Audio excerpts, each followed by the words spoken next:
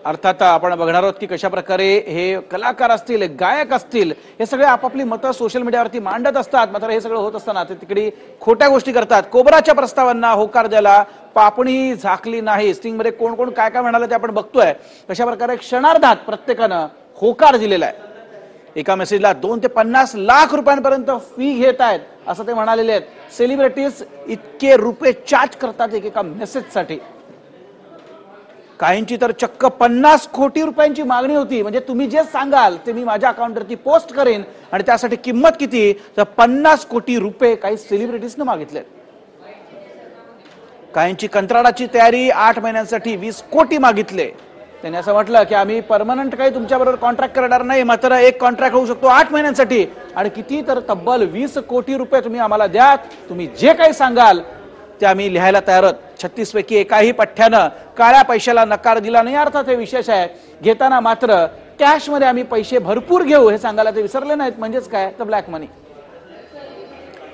तर एकूणच आपण बघतोय कशा प्रकारे अनेक कलाकार, अनेक गायक 2019च्या निवडणुकीपूर्वी कुठल्याही पक्षास अनुकूल वातावरण बनवण्यास सेलिब्रिटी तयार आहेत। आपण बघतोय खरं तर फार यांची निष्ठा वगैरे असते असं वाटतं, मात्र असं काही नसतं। हे पैसा बोलता है असंच म्हणावं लागेल। स्टिंग ऑपरेशनचे निष्कर्ष 2019च्या निवडणुकीपूर्वी कुठल्याही पक्षास त्याच्या वातावरण तयार करायला हे तयार आहेत। काही सेलिब्रिटीजनी तर उत्सुकता दाखवण्यासाठी पैसे न घेताच ट्विटही करून दाखवलेलं आहे। तर एकूणच त्यांनी एक झलक देखील दिली, एक ट्रायल रन दिला त्यांनी की बघा आम्ही असं करू शकतो आणि आम्हाला तुम्ही पैसे द्या।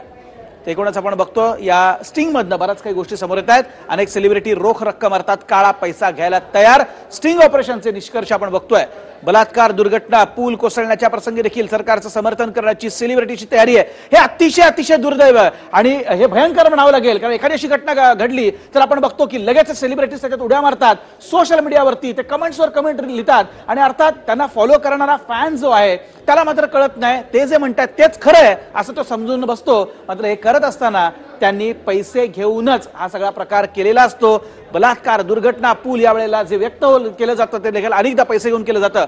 डमी कॉन्ट्रॅक्ट करून वास्तव बाजूला सारून खोटा प्रचार करण्याची ही तयारी। तर एकूणच आपण बघतो कशा प्रकारे सगळं काही करायला तयार आहेत जर पैसे दिले तर। हेच या स्टिंग ऑपरेशन मधनं आता सिद्ध झालेलं आहे।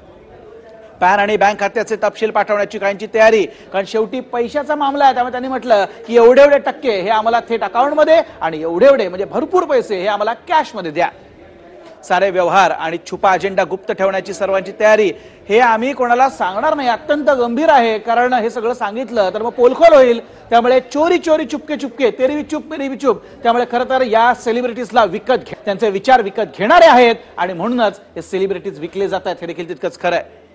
अर्थात काहींची फिल्म प्रमोशनच्या पत्रकार परिषदेत पक्षाचा नकळत प्रचार करण्याची तयारी। अतिशय गंभीर बाब। आपण बघतो अनेकदा सिनेमे येतात त्याचं प्रमोशन केलं जातं, मात्र हे सगळं करत असताना त्यांचा छुपा अजेंडा जो आहे तो सामान्य माणसाला, सामान्य फॅनला काही लक्षात येत नाही, तो वाहवत जातो त्याच दिशेनं। कारण हे सेलिब्रिटीज त्यांना माहिती असतं की अनेक जण त्यांना फॉलो करतायत।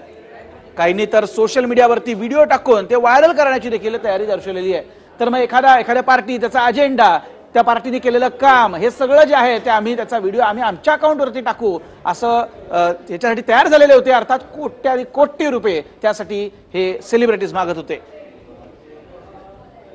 ते कोणच आपण बघतोय कशा प्रकारे व्हिडिओज असतील, फोटोज असतील किंवा एखादी दुर्घटना घडलेली असेल सरकारच्या बाजूने, सरकारच्या विरोधात, तुम्ही सांगाल ते बोलू हो, मात्र पैसे टाका आणि आमच्याकडनं हवं ते तुम्ही बोलून घ्या। अर्थात फॅन्सनी आणि जनतेनेच आता ठरवायचंय कोणाला फॉलो करायचं आणि कोणाला नाही। अर्थात सन्माननीय अपवाद देखील याला असतात, हे विसरायला नको। वेळ झाली अगदी एका छोट्याशा ब्रेकची।